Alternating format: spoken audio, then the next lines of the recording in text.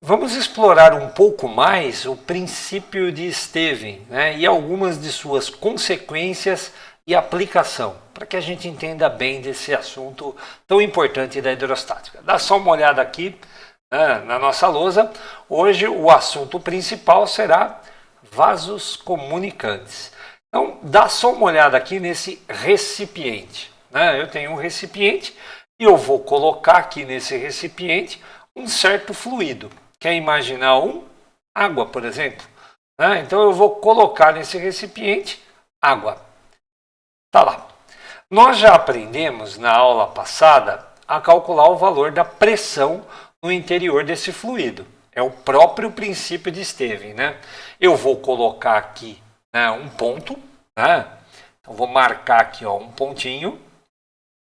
E se eu quero calcular a pressão, vou chamar esse ponto aqui de ponto A. Se eu quiser calcular a pressão, eu vou ter que saber esta profundidade aqui, né? Ó, daqui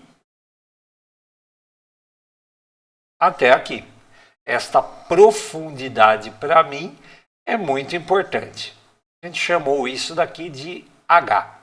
Né? A pressão depende de H. Né? Vamos lembrar do que é que ela depende? O próprio princípio de Stevin, né? Aqui, ó, o recipiente está aberto para a atmosfera, então tem outro fluido aqui em cima, que é o ar, que também pesa, né? E a pressão lá no fundo, ela vai ser dada por P igual a pressão atmosférica, né?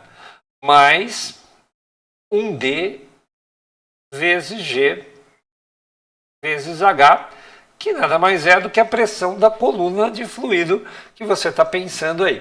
Agora eu vou escolher um outro ponto. Olha só, eu vou pegar aqui, ó, uma linha, né? Ó, aqui, ó, no mesmo nível, gente. E eu vou marcar aqui, ó, o ponto B. O ponto B está na mesma profundidade, ou seja, no mesmo nível que o ponto A. Se eu fizer a conta, concorda que a densidade é a mesma, a gravidade é a mesma, a altura é a mesma, a pressão atmosférica é a mesma? A conclusão é óbvia, né?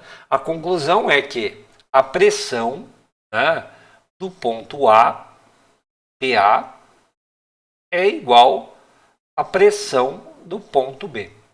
Ok?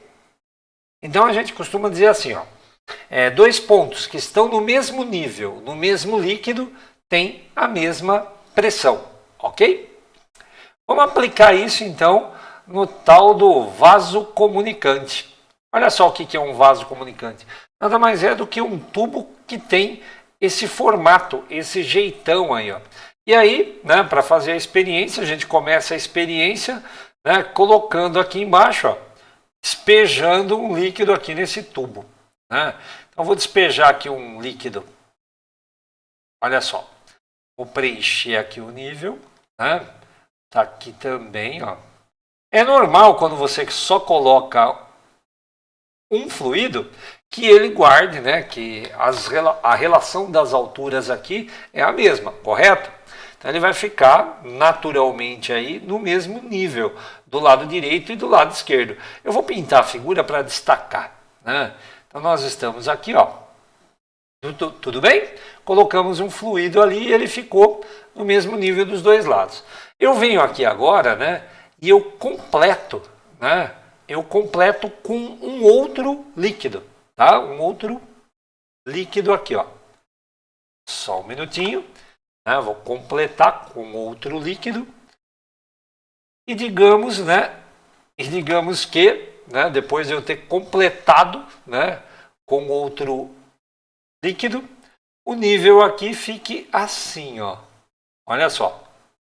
Quando eu vou colocando o outro líquido, né, aqui, ó, eu vou despejando o outro líquido aqui, é comum que aqui, ó, a gente abaixe um pouco, tá? Vamos abaixar um pouquinho mais para ficar bem claro que houve desnível aqui, ó. Tá? Deixa eu pintar aqui para você, ó. Tá? Houve um desnível. Deixa eu pintar aqui, ó. Eu coloquei um líquido aqui, ó. Toda essa região aqui. Tá? esse líquido amarelo ele ficou boiando no líquido laranja porque ele é menos denso e ele não se mistura, tá? Ele é immiscível. E aí a gente colocou aqui, ó, né, o líquido amarelo foi preenchendo aqui, foi lotando esse lado aqui. Enquanto isso, né, você percebeu que o nível aqui abaixou, o nível do laranja abaixou. Por quê? Porque lá do outro lado, né, o nível deve ter aumentado um pouquinho. Tudo bem?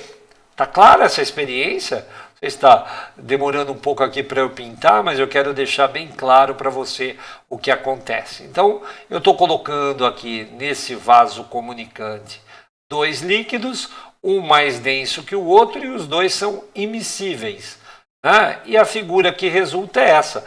Quando eu coloquei, né, o líquido amarelo aqui desse lado, ó, foi preenchendo com o líquido amarelo, o líquido laranja baixou um pouco, como você viu, né? Eles não se misturam, e agora a figura que se apresenta é essa. E essa figura, né, mostra os dois fluidos aqui em equilíbrio. Né?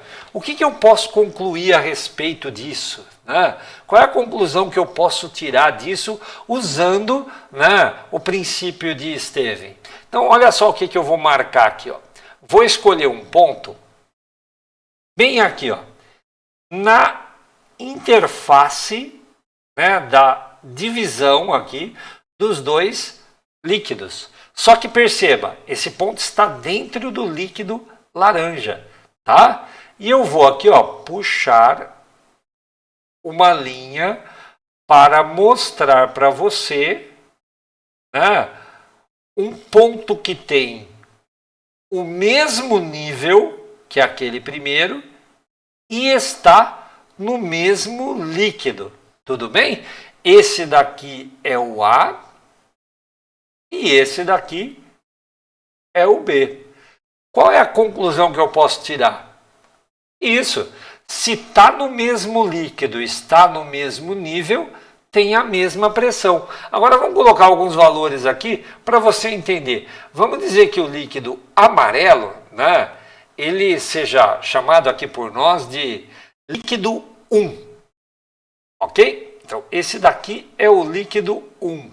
E o nosso líquido laranja seja o líquido 2. Então, aqui, ó, você pode notar, né, na nossa figura que houve aqui, ó, né, formou aqui uma altura, né, que eu estrategicamente vou chamar de H1. Certo? Então, a altura da coluna do líquido 1, daqui até aqui embaixo, ó, a altura da coluna do líquido 1. E aqui, ó, o líquido subiu um pouco, o líquido laranja. Vou chamar estrategicamente essa altura aqui, ó, daqui até aqui, de H2. Ok? H1 e H2 mantêm relação, né, com a densidade dos dois líquidos que eu despejei. Vamos provar isso? Olha só. Desse lado está aberto para a pressão atmosférica. Aqui tem pressão atmosférica. Esse lado aqui também está aberto para a pressão atmosférica. Então, aqui eu tenho PATM, porque está aberto. E aqui eu também tenho PATM, porque está aberto. Então, a pressão lá naquele ponto A, ela vai ser igual à pressão no ponto B, como a gente já falou. O que vem a ser a pressão no ponto A?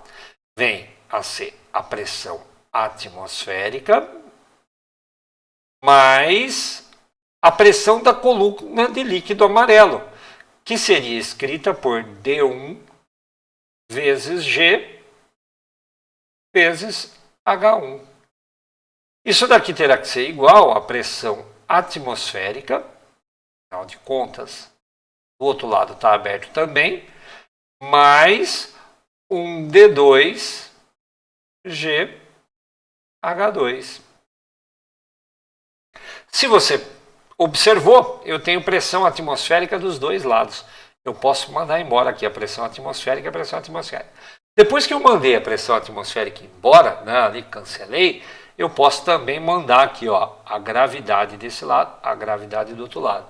E aí eu tenho, como eu disse, uma relação entre as alturas e as densidades. Olha lá, ó, D1 H1 é igual a D2 H2. Então diga para mim, olha, se eu conhecer a densidade do líquido laranja, pegar uma régua e medir as alturas, você concorda que eu descubro a densidade do líquido amarelo? Então isso daqui pode ser usado, por exemplo, como um densímetro. Isso, se você tem um líquido conhecido, mede as alturas, você chega na densidade do líquido que você não conhece. Entendeu? Densímetro? Pois bem, uma das aplicações dessa história aí. Agora veja, a pressão de A é igual à pressão de B, independente da quantidade de líquido. Vou deixar bem claro colocando uma figura para vocês aqui. Ó. Olha só esses vasos comunicantes que estão aí. Você está observando aqui, ó, o nível, ó. Este nível do líquido aqui é o mesmo aqui, é o mesmo aqui e é o mesmo aqui. Ok? Não depende do volume. É lógico que aqui, ó, aparentemente pelo menos, tem bem mais volume do que os demais. Fico em dúvida entre esse e esse. Ó. Mas com certeza esse tem muito mais volume do que... Mas não depende do volume.